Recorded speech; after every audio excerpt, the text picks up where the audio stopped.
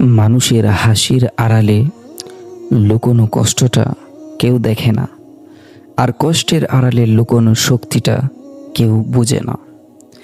একদিন তুমি বুঝবে সবাই তোমাকে ভালোবাসে না, কেউ কেউ শুধু ব্যবহার করে। তখনই শিখবে চুপচাপ থাকায় আসল শক্তি।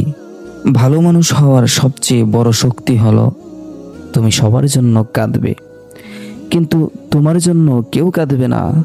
কিন্তু মনে রেখো, সময় একদিন প্রমাণ করবে যে তোমাকে হারিয়েছে আসলে সেই হারিয়েছে সব থেকে বড় সম্পদ। যারা তোমার কষ্টের সময় পাশে ছিল না, তাদের সুখের সময় হাততালি দেওয়ার কোনো দায়িত্ব তোমার নেই।